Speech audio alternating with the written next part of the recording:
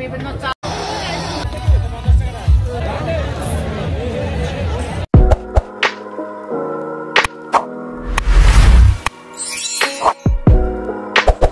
Hello everyone, কি অবস্থা সবার? তো আজকে আমরা বন্ধুরা মিলে আসছি আমাদের চাঁদপুরের অন্যতম একটি মেলা, যেটা বিজয় মেলা নামে পরিচিত।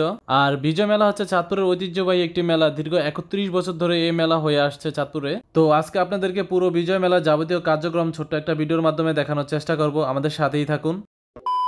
মেলাতে প্রবেশ করলে আপনারা দেখতে পাবেন সরকি এবং দোলনা জাতীয় এই রাইডগুলো। ছোটবেলায় যখন ফ্যামিলির সাথে আসতাম তখন এই রাইডগুলোতে অনেক বেশি চড়তাম, মজাও লাগতো। বিশেষ করে সরকিতে বেশি মজা লাগতো, আবার ভয়ও লাগতো। সরকির পাশে আছে বাচ্চাদের জন্য এই স্লাইডটি, যে কোনো বয়সের বাচ্চারা এখানে অনেক মজা করতে পারবে। তবে মেলাতে এই বছর এটা প্রথম আনা হয়েছে।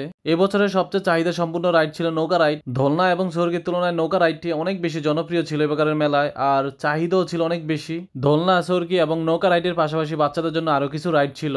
রাইডগুলো শেষে তাহলে একটু খাবারের দিকে যাওয়া যাক। আরেকটা কথা হচ্ছে, মেলাতে কে কি কারণে যায় জানি না, কিন্তু আমি যাই মূলত খাবারের কারণেই। মেলাতে আসলে বিভিন্ন রকমের খাবার পাওয়া যায়, বিশেষ করে ফিট আইটেম গুলো আর আচার আইটেম গুলো অনেক ভালো লাগে। মেলাতে আইসক্রিমের এই সপ্তাহে প্রথম দিয়েছে 50 টাকা করে বিভিন্ন রকমের আইসক্রিম বিক্রি করে। দাম অনুযায়ী মোটামুটি স্বাদ ভালোই ছিল, আর বিভিন্ন ফ্লেভারেরও পাওয়া যায়। তারপর আমরা চলে আসলাম বাফা পিঠার দোকানে। আর এখন যেহেতু শীতকাল, তাই বাফা পিঠা, চিতই পিঠা এগুলো অনেক চাহিদা। তারপর আমরা এই কাকা থেকে কিছু পিঠা খাওয়ার জন্য কিনে নেই, আর পিঠা খাওয়া শেষে আমরা চলে যাই বেলফুরি আর ফুচকা খাওয়ার জন্য। এই মামাই আগে আমাদের হাই স্কুলের সামনে চটপটি এবং ফুচকা বিক্রি করতো, তবে এখন শুধু উনি ফুচকার বেলপুরি বিক্রি করে। মামার ফুচকার বেলপুরি গুলো খেতে কিন্তু অনেক মজা লাগে। তারপর আমরা বেলপুরি আর ফুচকা খেয়ে চলে গেলাম আলু ফ্রাইয়ের দোকানে। তারপর আমরা গরম গরম আলু ফ্রাই খেয়ে নিলাম, আর আলু ফ্রাইয়ের সাথে মশলাটা অনেক বেশি মজা ছিল। তারপর আলু ফ্রাই খেয়ে আমরা একটু মেলার চারদিকটা ঘোরাঘুরি করতে থাকলাম। আর রাত যত বেশি হয় তত মানুষের সংখ্যা বেড়ে যায়। মূলত সন্ধ্যার পর থেকে মানুষের চাপটা বাড়ে, রাত 11টা-12টা পর্যন্ত থাকে। তারপর আমরা মেলায় কিছুক্ষণ সাংস্কৃতিক অনুষ্ঠান দেখি, আর অনুষ্ঠান দেখতে দেখতে আমাদের আবারও খিদা লেগে যায়। তারপর আমরা কি কি খাবো আর কোন দোকানে গিয়ে খাবো খুঁজতে খুঁজতে চলে গেলাম কুমিল্লার এই পিঠা করে।